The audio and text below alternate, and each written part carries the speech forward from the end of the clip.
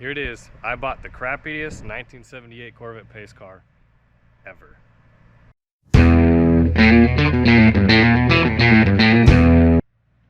So as you guys know, if you watch my channel for a little bit, I buy parts cars all the time.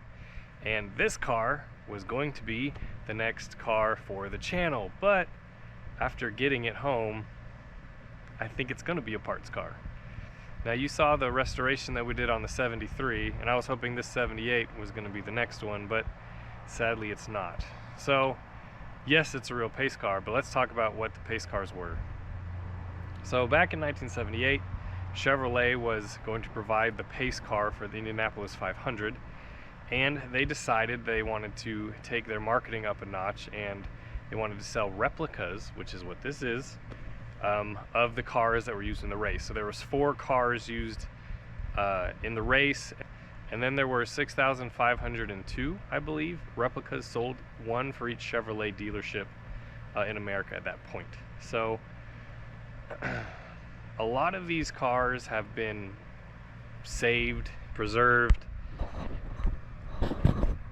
There was a lot of people that thought that they were going to be some crazy expensive collectible in the future, and you know, some of them are pretty expensive, but some of them are not. So the problem with these pace cars is the valuable ones are the low mileage super original ones, and this one, it's the worst one you could have possibly bought if you wanted a pace car. So before we go into what's wrong with it, let's make sure that it is a real pace car.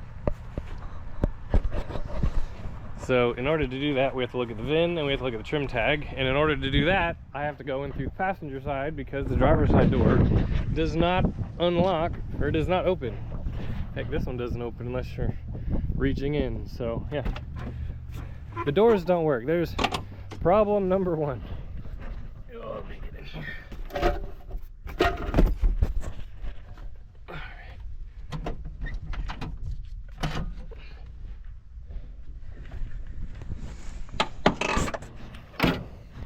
Now, I have seen clones. I have seen people take normal 1978 Corvettes and make them into pace car replicas.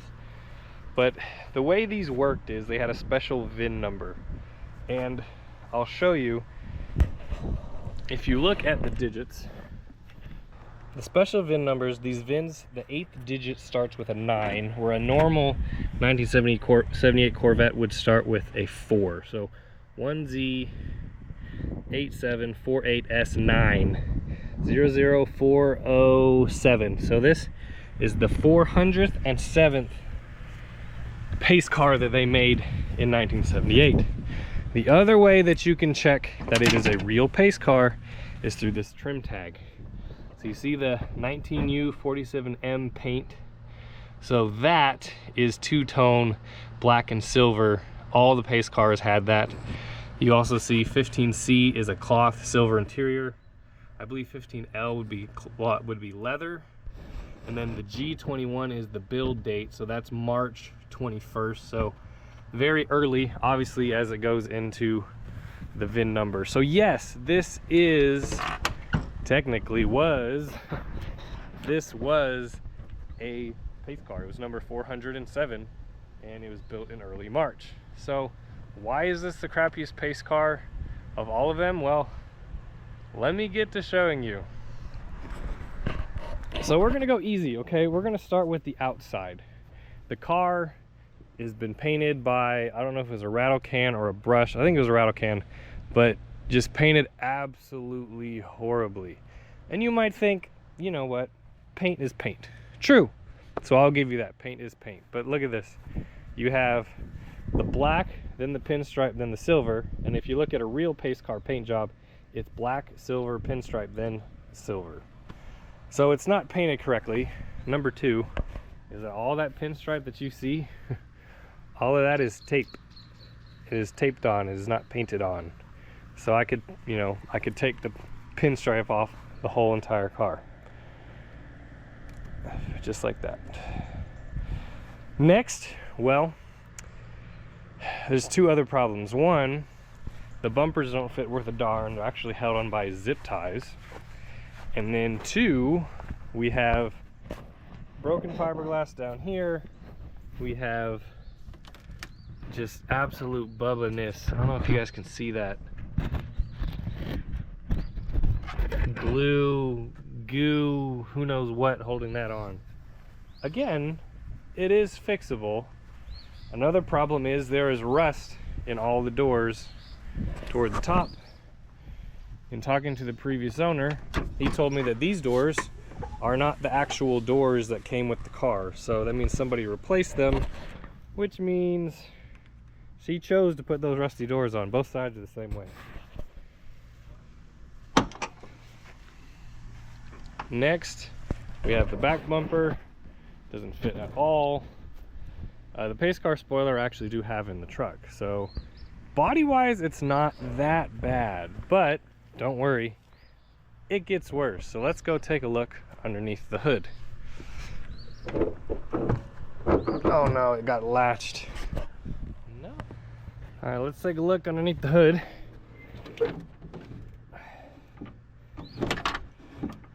So when I first saw the car online, wasn't really worried about engine and transmission, thinking, oh, somebody just put an intake and a carburetor on it.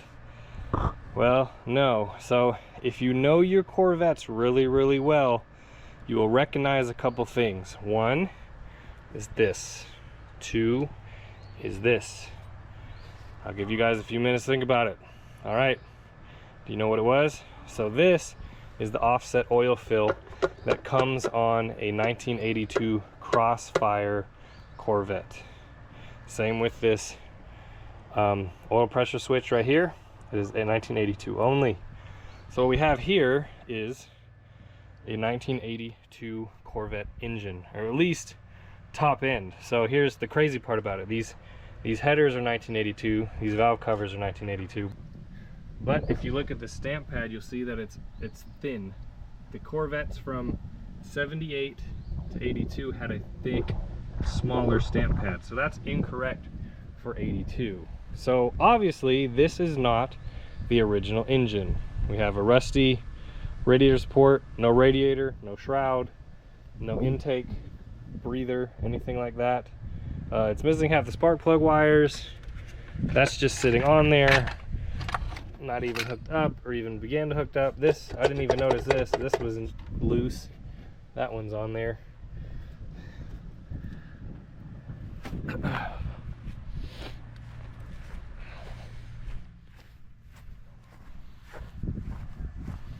Here we go on this side, and you can see this is definitely an 80 to 82 Corvette engine. It is not the original motor, the original L82, which would have been desirable, but this is not it.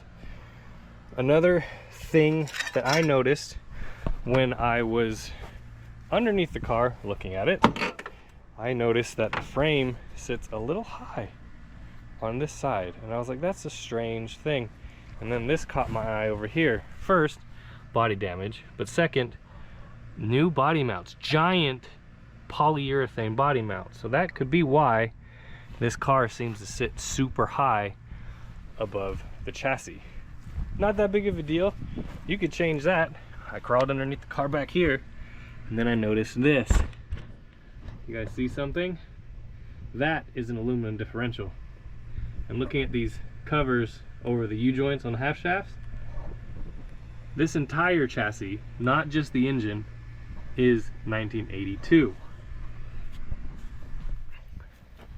That's right. This car, this pace car, has had a chassis swap at one point. If you look under here, you can see, if you know your transmissions well, that is not a turbo 350. That is a 1982 700 R4. Again, incorrect for the pace car. Same with its transmission cross member, same with the entire frame, same with the entire exhaust. It's all wrong. It's all not 1978. So as of now, we have a pace car with an body. It's the right VIN, it's the right trim tag, but then it has a chassis swap. So, okay, like maybe you could do a chassis swap, but you don't have the original numbers matching engine, transmission, rear end, anything like that. But wait, there's more. So getting into the inside of the car, which seems to be correct for the 1978, you do have some good positives. Okay, you do have this plaque, which I believe was 78 pace car only. You have this, which is 78 only, but you know, it's the right color. Everything in the interior, this silver is the correct color, but guess what? It's just totally roached. Everything is broken. This door panel is rusty. It's falling apart. It's, you know, dash is cracked. Dash is broken. The inside pieces aren't too bad, other than they have been, at least the back pieces have been spray bombed in primer, in silver color. I don't even know. But they did it with the rear window in it. They didn't mask anything off, and they got primer all over all of it. I don't think, you see how the color changes from the silver to the shiny, who knows what. So all that's wrong. But wait, there's more. These seats aren't even bolted in, and they used, instead of buying carpet, they used a Lexus trunk mat, floor mat, I don't even know. But everything in this car is car floor mats from other cars. We got some speaker grills that have been primered. Other car part that's not for this car. Just, it needs, the entire interior needs everything. So we do have a good steering column, 140 mile an hour speedo, which is good. The gauges, that's weird, a random clock thing. Anyway, I don't think the shifter's even hooked up at anything because it won't move. So there you have it. This is the worst pace car in the USA. It really is. The good things it has going for it is it has a lot of nice parts. So the T-tops, the back window, the steering column, the seats, the wheels, the transmission actually being from an 82 is worth considerably more than you know, a regular turbo 350. The body's not too bad. Headlights are worth something, the engine's worth something, it's all worth something. But as a whole, as a pace car, is it really worth restoring? So you'll have $10,000 in paint, you'll have $1,000 in brakes, $1,000 in tires, you'll have $5,000 in interior, you'll have, if you even do the chassis swap, I mean, a chassis swap is a lot of work, and you're looking at least $1,500 in parts, let alone while you're at it. Do you want to do fuel lines? Do you want to do brake lines? Do you want to rebuild all the suspension? You know, etc., etc., etc. And then after that, you still don't even have the numbers matching engine and transmission. And so, as a pace car, is it really worth, you know, restoring? I didn't notice this whole bottom edge of that fender's broken off. They probably did that when they took the body off of it. Will it ever be a pace car again like it was? I don't think so. Sadly, I think it's just going to be parts. That's where I'm at with it. So, alright guys, I know this was kind of a short video, but I wanted to make a video just showing you some of the stuff that you could find. Now, the weird part about this car, it was on Facebook Marketplace for $5,500 for months and months and months, and I was watching it, and I was like, if this is a real pace car, it should have sold. It should have sold like this. It should have sold instantaneously. And I'm curious if anybody actually went and looked at this before I bought it. So I ended up buying it on eBay for half of that price, getting there, and then the guy was like, oh, just kidding, I don't have a title for it. So that's the real, like, stab in the heart killer for this car. There's also no paperwork for it. So no paperwork, the entire chassis is wrong, engine, transmission are wrong. It's gonna take $50,000 to put it back together, when guess what? It'll never be at that level of a numbers matching original car. So what would you do with it? Would you part it? Would you fix it? Let me know in the comments below. Thank you guys for watching. I'll see you guys in the next one.